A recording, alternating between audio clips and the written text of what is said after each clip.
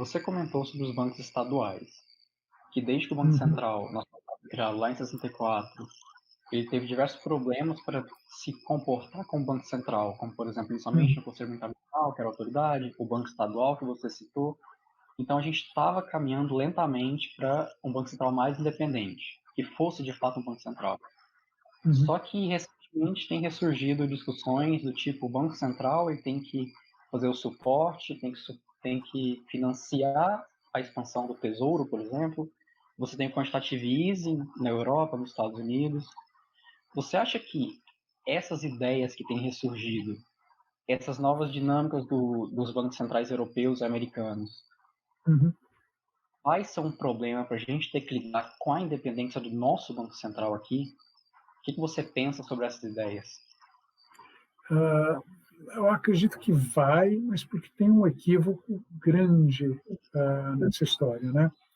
Lembrar, o problema principal dos bancos centrais já começou na última recessão e foi agravado agora no caso da epidemia, né? Do impacto recessivo da epidemia, é que, como regra, eles foram para o zero lower bound, quer dizer, eles chegaram lá no limite mínimo de taxa de juros.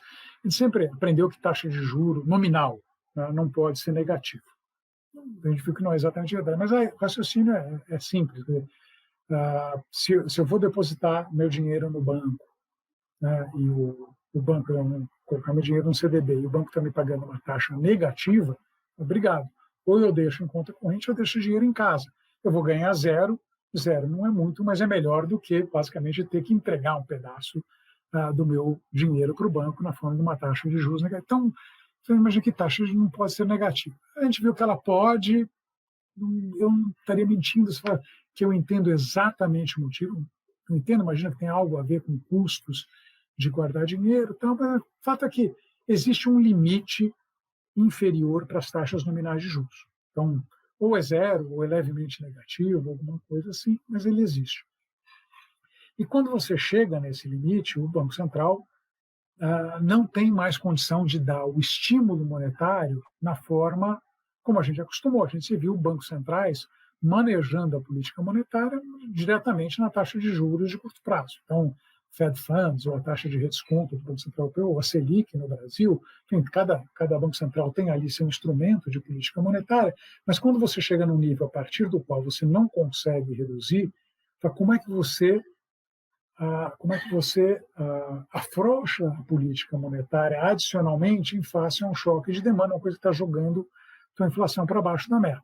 E aí você tem a expansão quantitativa, foi uma das formas que se viu. Quer dizer, ao invés de eu agir na taxa de juros de curto prazo, que já está em zero, eu tento agir a influenciar as taxas mais longas. Como é que eu influencio as taxas mais longas? Basicamente fazendo operações de mercado aberto em cima dos papéis mais longos. Então, o Banco Central compra os longos e entrega a reserva bancária.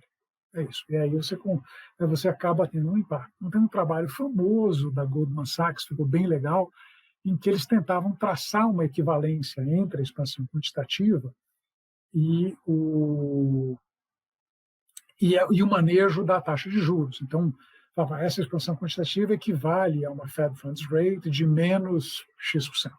Né? Então,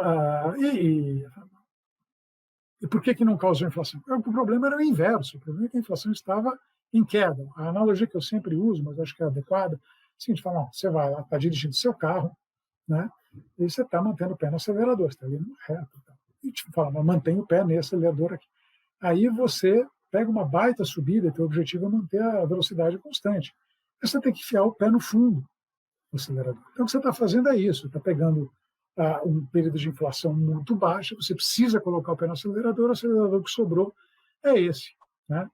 Alguém fala, mas está vendo, eu posso colocar o pé no acelerador que eu não vou estourar o limite de velocidade. Ou, está vendo, eu posso emitir moeda que eu não vou ter problema com inflação.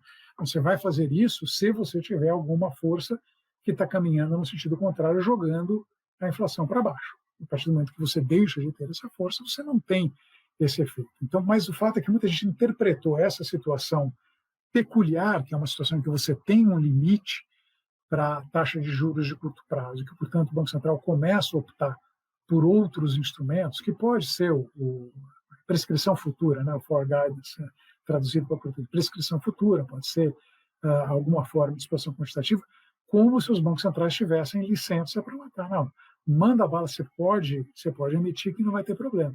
Isso só vale se você tiver um Banco Central que está restrito de alguma forma para praticar a política monetária da maneira tradicional. Né? Porque, senão, o que acontece é o seguinte, o Banco Central emite moeda, né? Quer dizer, a gente cria reservas bancárias, essas reservas bancárias fazem com que a taxa de curto prazo caia abaixo da meta da taxa Selic. Aí você, basicamente, você não tem mais, aquele tem um instrumento de política monetária, não está mais segurando a inflação. Estou pensando no caso de um Banco Central, quer dizer, cuja taxa de juros para manter a inflação na meta ainda seja estritamente positiva, né? Você não está no limite. Se você permitir que a taxa de juros caia abaixo desse nível que seria adequado, você vai fazer com que a inflação acelere. Né? E se você não reagir a esse tipo de coisa, a inflação não só acelera, mas em algum momento ela desancora. Né? Isso também é um fato bem estabelecido. E se o Banco Central deixa de seguir alguma regra de política monetária que tenta estabilizar a inflação deixa de flutuar ao redor da meta. Né? Em linguagem econométrica, ela passa a ser um processo não estacionário. Né?